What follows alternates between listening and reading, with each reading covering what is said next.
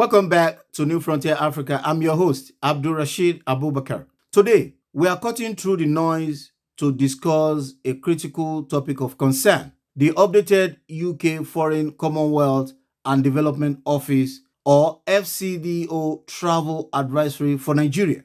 The UK government has essentially painted a vast portion of Nigeria red and amber for its citizens, citing terrorism, mass kidnapping, and escalating violence. The question we must address is direct. Is the FCDO advisory an accurate reflection of security on the ground? Or is it a broad brush policy that stifles legitimate business and engagement with Africa's largest economy? The red map states to avoid all travel. Let's start with the states flagged for advice against all travel. This is the highest level of warning, suggesting British nationals should not visit for any reason. We are talking about Borno, Yobe, Adamawa, Gombe in the northeast, where the threat of Boko Haram and ISWAP is well documented. We also have Kaduna, Katsina, and Zamfara in the northwest, now synonymous with the devastating banditry and kidnapping epidemic. And critically, the riverine areas of Delta, Rivers, Akwa Ibom, and Cross River states in the south, primarily due to militancy and high levels of criminality. The amber zone, essential travel only. Then we move to the advice against all but essential travel list. This is the amber zone, a massive geographical and economic bloc where travel is discouraged unless absolutely necessary. This includes Bauchi, Kano, Kebbi, Jigawa, Sokoto, Niger, Kogi, Plateau, and Taraba states. And here is the flashpoint that concerns everyone in the diplomatic and economic sectors.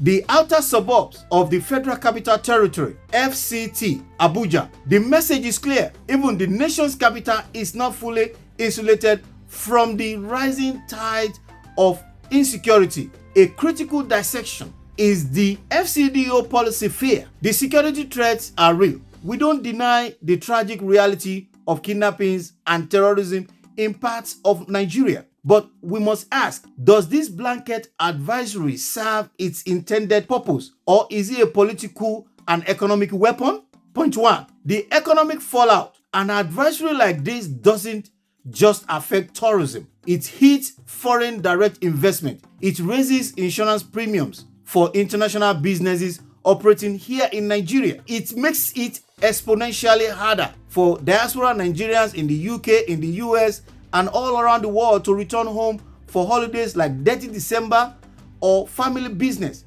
By declaring nearly half the country a no-go zone, the UK is effectively telling its businesses and investors to retreat from an emerging market. 2. Regional nuance versus broad brush. Consider a state like Kaduna. The FCDO advises against all travel, yet the vast majority of the state's commercial activity and residents are not in the remote areas where banditry is most common. The same goes for the Niger Delta, to advise against all travel to major economic hubs within the larger states like the non-riverine areas seems to lack the necessary on-the-ground nuance. It treats all 36 states and the Federal Capital Territory with a similar level of generalized fear. 3. The message to the Nigerian government. This advisory is a loud diplomatic message. It is a very public indictment of the Nigerian government's effort to secure its own territory. It pressures Abuja to act, but also damages its international standing and efforts to attract the capital needed to solve the problem. The way forward. So what is the constructive path from the desk of New Frontier Africa? 1. Speculative advisories. The FCDO and other Western partners need to refine their advice, distinguish between local government areas or specific high-risk routes, rather than condemning entire states. The difference between the city of Maiduguri and a remote village in Borno is significant. 2.